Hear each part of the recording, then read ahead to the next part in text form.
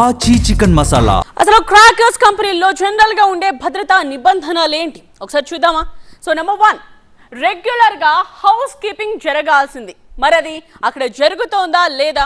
ఎవరు ఆన్సరబుల్ తెలీదు. రైట్. ఇక నెంబర్ 2, నిషిద్ధ వస్తువులు ఎట్టి పరిస్థితుల్లోనూ ఉండకూడదు అన్న నిబంధన అక్కడ అమలవుతుందా? అమలు కాలేదు కాబట్టే కదా ఈ దుర్ఘటన జరిగింది. అండ్ థర్డ్ కూడా మనం చూద్దాం. ఫ్యాక్టరీలోకి స్మార్ట్ ఫోన్లు, అగ్గిపెట్టెలు, లైటర్స్ కు నో పర్మిషన్. సో ఇది అక్కడ అమలవుతుందా లేదా కూడా మనకు తెలియదు ఆన్సర్. అండ్ వెరీ ఇంపార్టెంట్, కార్మికులు ఖచ్చితంగా ఫార్ రెసిస్టెంట్ క్లోదింగ్ లో ఉండాలి. అమలవుతుందా అంటే వాళ్ళు వేసుకునే బట్టలు ఫార్ రెసిస్టెంట్ అవి ఉండాలి. అంటే సిల్క్ కానీ ఇట్లాంటివి కాదు, కాటన్ వస్తువులు ధరించాల్సి ఉంటుంది. మరి ఆ నిబంధన అమలవుతుందా? అండ్ ఫిఫ్త్ 1, మద్యం మత్తులో ఉన్నవారు, 18 ఏళ్ల లోపు వారు క్రాకర్స్ కంపెనీలోకి రావద్దు. ఇది అమలవుతోందా లేదా? వీటన్నిటికీ సమాధానం రావాల్సిన అవసరం అయితే కనిపిస్తోంది. అండ్ నెక్స్ట్, గాలి వెలుతురు ఆడేలా వెంటిలేషన్ ఉండాలి. ఆ పరిస్థితులు అక్కడ ఉన్నాయా? అండ్ 7th 1, ప్రతి డిపార్ట్మెంట్ లో కూడా ఫైర్ ఎక్స్టింగ్విషర్స్ అలాగే అందుబాటులో ఉంచాలి. అవన్నీ ఉన్నాయా లేదా కూడా అక్కడ తెలీదు మనకి, ఎందుకంటే కనిపించిన దాఖలాలు కూడా ఇప్పుడు ప్రమాదం జరిగిన స్థలంలో లేదు.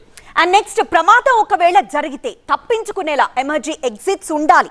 మరి అక్కడ ఉన్నాయా లేదా షెడ్కి? అండ్ 9th 1, కార్మికులకు తరచుగా మాక్ డ్రిల్స్ నిర్వహిస్తూ ఉండాలి, ఎందుకంటే వాళ్ళకి అవేర్నెస్ పెంచుతూ ఉండాలి. మరి అక్కడ అది జరుగుతోందా లేదా? ఎవరికి చెప్పాలి?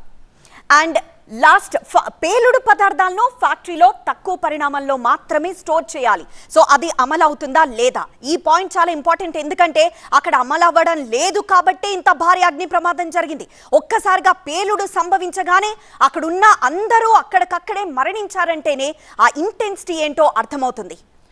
ప్రభుత్వ ప్రకారమైన సర్వసాధారణంగా అయినా ఇలాంటి నిబంధనలు పాటిస్తే క్రాకర్స్ కంపెనీలో ప్రమాదాలు జరిగినా ప్రాణ నష్టాన్ని నివారించవచ్చు, తగ్గించవచ్చు. మరి ప్రస్తుతం వేట్లపాలెం బాణాసంచా పేలుడు ఘటనను చూస్తూ ఉంటే ఇందాక చెప్పుకున్న ఏ ఒక్క నిబంధన కూడా అమలు చేస్తున్నట్టుగా కనిపించడం లేదు. కనీసం పర్టికులర్ ఎగ్జిట్ వేస్ ఏర్పాటు చేసినా ఈ స్థాయిలో ప్రాణ నష్టం జరిగి ఉండేది కాదేమోనన్న అభిప్రాయం ఇక్కడ వ్యక్తమవుతోంది.